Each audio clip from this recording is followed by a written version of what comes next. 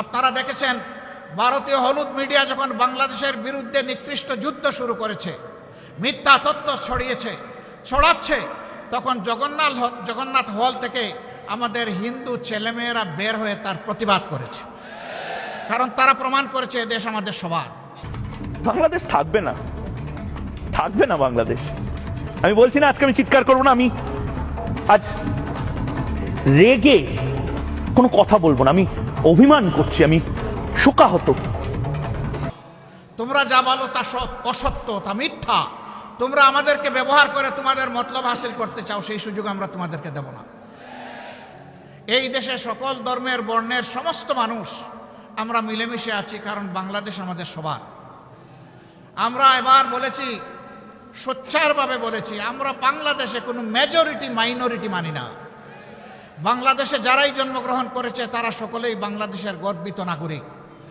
এই মাইনরিটি শব্দ বলে বলে অন্যান্য ধর্মের ভাই বোনদেরকে ব্যবহার করে একটি গোষ্ঠী মূলত দেশের বাইরে থেকেই তাদের স্বার্থ হাসিল করতে চায়।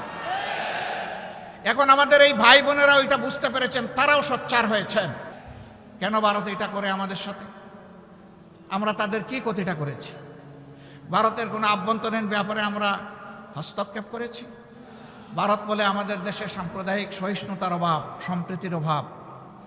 হ্যাঁ, মানুষ দেখতে পাচ্ছে কোন বৎসর কতটা কোন ধর্মের মানুষ ভারতের উগ্র একটি সাম্প্রদায়িক গোষ্ঠীর কাছে নির্মমভাবে নিহত হয়, সারা বিশ্ব তার সাক্ষী।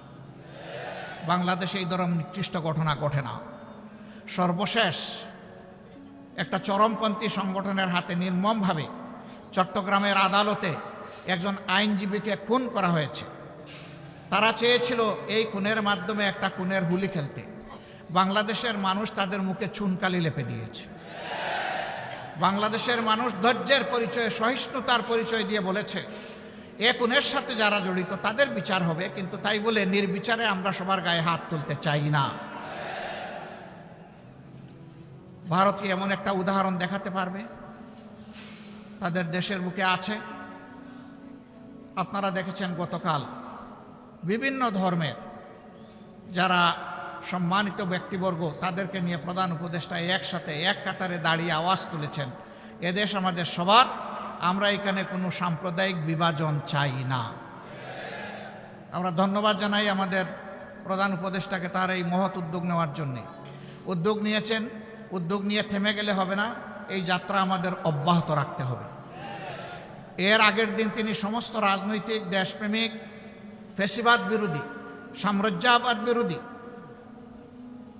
জাতীয় রাজনৈতিক নেতৃবৃন্দকে নিয়ে তিনি এক কাতারে দাঁড়িয়েছেন। সবাই আমরা একই আওয়াজ তুলেছি, আমরা কোনো আগ্রাসন সহ্য করব না। বাংলাদেশের 1 ইঞ্চি জমি আমরা কাউকে ছেড়ে দেব না। আমাদের জীবন দিব, তবুও বাংলাদেশের আধা ইঞ্চি জমি আমরা ছেড়ে দেব না। এটি আমাদের কমিটমেন্ট। সম্মানিত ভাই ও বোনেরা, এই দেশ তাহলে আগামীতে কি হবে? এই দেশকে কে গড়বে? এই দেশ গড়তে হলে কিছু ছাদাবাজ মুক্ত হাত দরকার, কিছু চরিত্রবান দুর্নীতিমুক্ত মানুষ দরকার, কিছু দেশপ্রেমিক, চিন্তাশীল, বিচক্ষণ মানুষ দরকার। এই বিচারটা করবে কে? আমাদের হাইকোর্ট না জজ কোর্ট না সুপ্রিম কোর্ট? এই বিচার করবে জনতার আদালত। জনগণকে বোকা ভাবার কোনো কারণ নেই। আমরা জনগণের উপর আলহামদুলিল্লাহ পূর্ণ আস্থা রাখি। জনগণ বিচার করবে অতীত কার কেমন ছিল, বর্তমান কার কেমন, আর ভবিষ্যৎ কার কেমন হতে পারে। অতীত, বর্তমান এবং ভবিষ্যৎ বিবেচনায় জনগণ সিদ্ধান্ত নেবে। আমরা সেই সিদ্ধান্তের অপেক্ষায়। তাহলে সিদ্ধান্তটা আসবে কিভাবে? অবশ্যই নির্বাচনের মধ্য দিয়ে।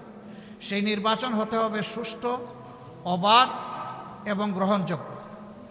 এখানে কোনো পেশি শক্তি অথবা টাকার খেলা চলবে না। এই রাস্তা বন্ধ করতে হবে। এই রাস্তা যদি বন্ধ করতে হয় তাইলে কতগুলো প্রয়োজনীয় সংস্কারও আনতে হবে। সেই সংস্কারে সরকার হাত দিয়েছে। আমরা সরকারকে অনুরোধ করব সংস্কারে গতি বাড়ান।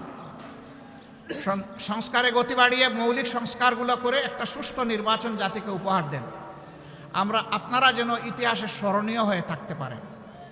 আপনাদের নিজস্ব কোনো এজেন্ডা থাকবে না। এজেন্ডা, জাতীয় এজেন্ডা একটাই, যে একটা সুন্দর সুষ্ঠু নির্বাচন আপনারা উপহার দেবেন। তার জন্য যত সংস্কার প্রয়োজন তাই আপনারা করুন। আমরা আপনাদেরকে চাপ দিচ্ছি না। আবার অনুরোধ করব, আপনারা মূল্যবান সময়টাকে নষ্ট করে দীর্ঘায়িত করবেন না। আপনারা যৌক্তিক সময়ের ভিতরে এই নির্বাচন জাতিকে উপহার দিন। জাতি গত 3টা টার্ম তাদের নিজস্ব ভোটের অধিকার প্রয়োগ করতে পারেনি। বিশেষ করে জাতির 42 ভাগ ভোটার যারা যুবক, তারা একটা ভোটও দিতে পারেনি। আমরা আমাদের যুবকদের হাত ধরে, যুবকদের বুক ছিটিয়ে যুদ্ধ করা এবং রক্তের বিনিময়ে এই স্বাধীন পরিবেশটুকু পেয়েছি। আমরা চাই আগামীতে তারা শুধু ভোট দিবে না, তারা জাতিকে নেতৃত্বও দিবে ইনশাআল্লাহ।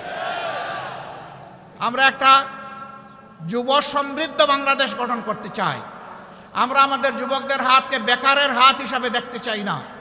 আমরা আমাদের যুবকদের হাতকে উন্নয়নের হাত হিসাবে দেখতে চাই, কর্মীর হাত হিসাবে দেখতে চাই, দেশপ্রেমিকের হাত হিসাবে দেখতে চাই, জনতার পাশে দাঁড়ানো হিমালয় পর্বতের মতো শক্তি হিসাবে দেখতে চাই। প্রিয় ভাইরা, এখানে আপনারা অনেকে ফ্ল্যাগ নাড়বেন, নেড়েছেন, হয়তো বা আবার নাড়বেন। 2টো ফ্ল্যাগ ছাড়া কোনো ফ্ল্যাগ এখানে উঠবে না। একটি বাংলাদেশের ফ্ল্যাগ, আর একটা বাংলাদেশ জামাতে ইসলামীর লোগো সম্বলিত ফ্ল্যাগ। এর বাইরে মেহরবানি করে কোনো ফ্ল্যাগ এখানে উড়াবেন না। কারো হাতে থাকলে এটা নিচে রেখে দেবেন। আমার সম্মানিত সহকর্মীবৃন্দ, এই যে বৈষম্যহীন, দুর্নীতিমুক্ত একটা বাংলাদেশ গড়ার আমরা স্বপ্ন দেখি, যুব সমৃদ্ধ একটা সমাজ গড়ার স্বপ্ন দেখি, এই সমাজটা গড়বে কে? এই সমাজটা আপনাদেরকেই গড়ার দায়িত্ব নিতে হবে। আপনারা বলেছেন যারা, যে এক আল্লাহ, আমরা এক আল্লাহর উপর ভরসা করে সামনে এগোতে চাই। রাসূল করিম সাল্লাল্লাহু আলাইহি সাল্লামের দেখানো দুনিয়ার সবচেয়ে শ্রেষ্ঠ আদর্শ অনুসরণ করতে চাই। আমাদের নিজের জীবনে আগে এটা প্রতিষ্ঠিত করতে হবে। প্রতিষ্ঠা করার পথে অনেক সমালোচনা শুনবেন, অনেক বাধা আসবে। জামাতে ইসলামীকে বলা হবে এটা প্রতিক্রিয়াশীল শক্তি। জামাতে ইসলামী প্রতিক্রিয়াশীল হলে 15.5 বছর জামাতে ইসলামীর উপর যে অত্যাচার, যে নির্মম নির্যাতন, যে জুলুম হয়েছে, দল হিসাবে চিন্তা করুন তো এই ক্ষতিটা আর কার হয়েছে? 1-2 করে শীর্ষস্থানীয় 11 জন নেতাকে হত্যা করা হয়েছে। তাদের রক্তে ভেজা আজকের এই বাংলাদেশ। তাদের সহকর্মীদেরকে হত্যা করা হয়েছে, তাদের রক্ত ভেজা এই বাংলাদেশ। আমাদের প্রত্যেকটা অফিসকে সিলগালা তালাবদ্ধ করে রাখা হয়েছে। একটা মুহূর্তের জন্য আমাদেরকে ঢুকতে দেওয়া হয়নি, এটা অন্য কারোর জন্য হয়। আমাদের নিবন্ধন সংগঠনের কেড়ে নেওয়া হয়েছে, এটা কারো হয়নি।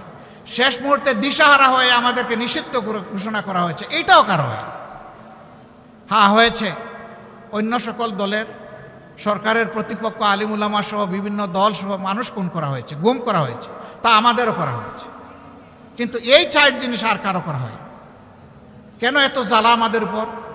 ওই যে প্রথমেই বলেছি, বাংলাদেশ জামাতে ইসলামী পরীক্ষিত দেশপ্রেমিক শক্তি। বাংলাদেশের স্বাধীনতা, সার্বভৌমত্বের ব্যাপারে কারো সাথে আপোষ করেনি, কারো সাথে আপোষ করছে না, এবং ইনশাআল্লাহ কারো সাথে আপোষ করবে না। এই কারণেই জামাতে ইসলামের উপরে এই আক্রোশ ছিল।